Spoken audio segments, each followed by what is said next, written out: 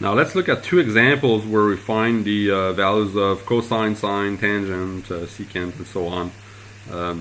So let's start with an example where we're given an angle that's sort of specified on the trig circle like this. The trig circle is kind of a synonym for unit circle. So let's say this point here is the point 1/2 root 3 over 2. Okay, you can actually see that my points actually make sense. Remember that x squared plus y squared should always add up to 1. So if you take my the x coordinate squared and you add the y coordinate squared, you're going to get 1/4 plus 3/4. So you're going to get 1. Okay, so my point actually makes sense. And we want to find sine, cosine, and so on. Okay, so sine of theta, first of all, is the y coordinate of that point. So it's root 3 over 2. Cosine is the x coordinate, so 1/2. Okay, and let's keep going. What do we have? Tangent is sine over cosine. So sine would be root 3 over 2 over 1/2. So this is root 3 over 2 times 2 over 1, right? Dividing by a half is the same thing as multiplying by the reciprocal. So this is root 3 after simplifying the factors of 2. And then after that, it's pretty easy. We've got cosecant. Why do I start with cosecant? Because cosecant is 1 over sine. Okay, so all you have to do to find cosecant is to reverse the or take the reciprocal of sine. So sine is root 3 over 2. So cosecant is going to be 2 over root 3. Now, often in textbooks, they will they will rationalize the denominator. So you'll often see it written instead as 2 root 3 over 3. So the idea is to remove the radical from the denominator. The trick is to multiply and divide by that radical. Now, once you have cosine, you easily have secant, because secant is the reciprocal of cosine. So cosine is 1/2. Secant is going to be 2 over 1, so 2. And finally, cotangent is the reciprocal of tangent. So tangent is root 3, so cotangent is 1 over root 3.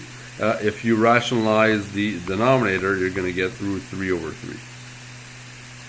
So that's pretty easy on the unit circle. What if now we've got a triangle with a hypotenuse that's not equal to 1? Can we still talk about sines, secant, cosecant, and so on? Yes, we can. Okay, using the same relationships, okay, that we have here.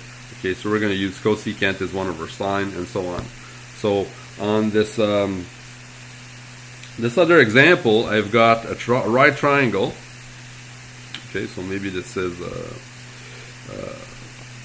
example A here, and this is B. This side here is 6. This is 6. 10 is the hypotenuse,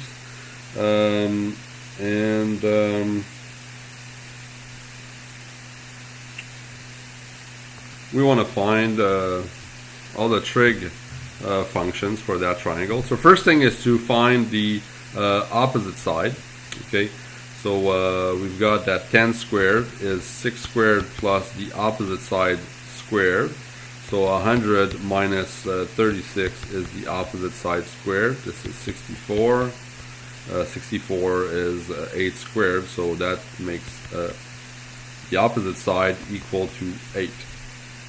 Okay, and from there on, we can find easily what sine, cosine, tangent, and the other 3, which are cosecant, secant, and cotangent. What are those? Well, sine is opposite over hypotenuse, right? So it's going to be 8 over 10, or if we prefer, after simplifying, 4/5. Cosine is adjacent over hypotenuse. That's going to be 6 over 10, or 3/5. Tangent is opposite over adjacent, so it's 8 over 6, or 4/3.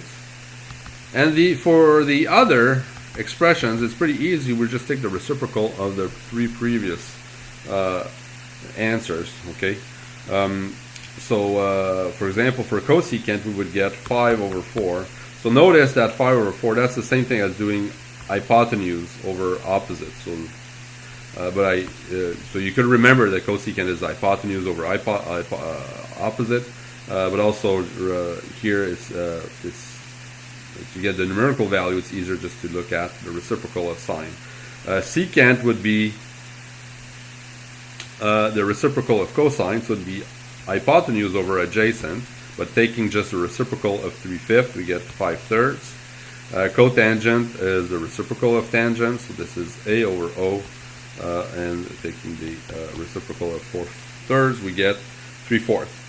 Okay, so very, very easily we can find all 6 trig functions for that triangle, which is not part of a unit circle, but nevertheless we can use the definitions of cosecant, secant, and cotangent to find those values.